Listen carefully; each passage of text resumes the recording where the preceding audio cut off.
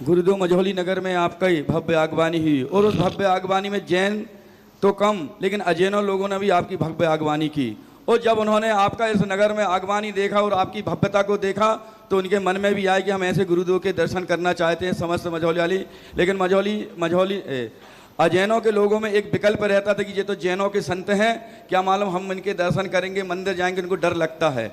और उनके कुछ बहुत से भक्त लोग महाराज जी जो आपके भक्त बन गए अजैन लोग हैं कि हमें महाराज जी के दर्शन करना है और हमसे पूछते तो हमने कि भैया हमारे महाराज जी जैनों के संत नहीं जन जन के संत हैं, आप आइए उनके दर्शन करिए।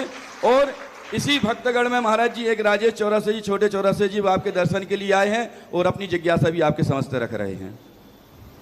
गुरुवर के चरणों में सत्संग नमन सत्संग नमन सत्संग नमन। गुरुवर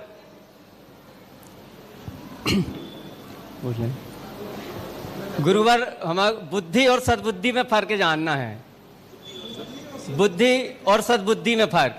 और एक जिज्ञासा और है गुरुवर कि परिवार में रहते हुए काम क्रोध लोभ मोह अहंकारों से कैसे दूरी बनाई जा सके।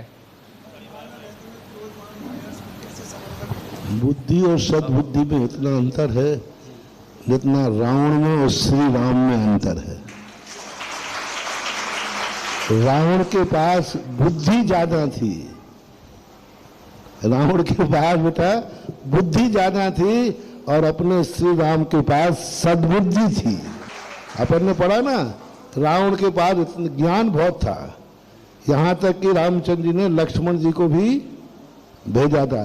बुद्धि है वो कहलाती है, भली छोटी बुद्धि हो लेकिन वो सद्बुद्धि कहलाती है, विवेकपूर्ण कहलाती है। जब कोई व्यक्ति जैसे बड़े बड़े आतंकवादी होते, लादेन जैसे व्यक्ति थे, अब उनके पास बुद्धि तो थी लेकिन सद्बुद्धि नहीं थी। यदि उनके पास सद्बुद्धि होती तो यही व्यक्ति देश को क्या सारे मुल्क का उद्धार कर सकते थे।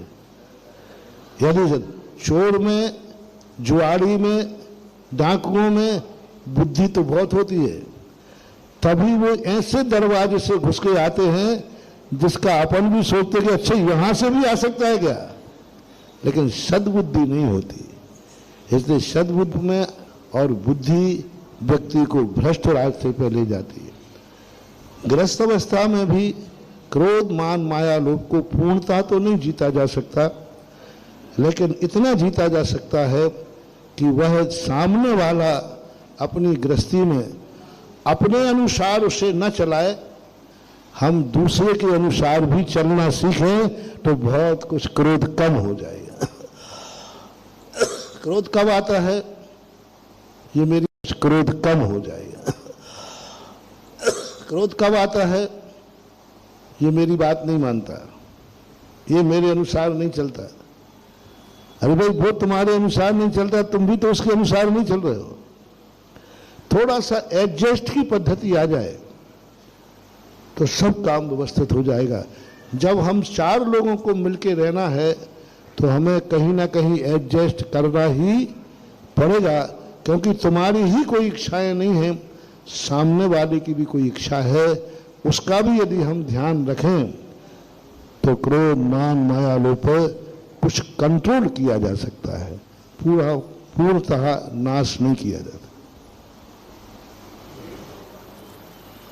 प्रेम सिंह जी जबलपुर अपनी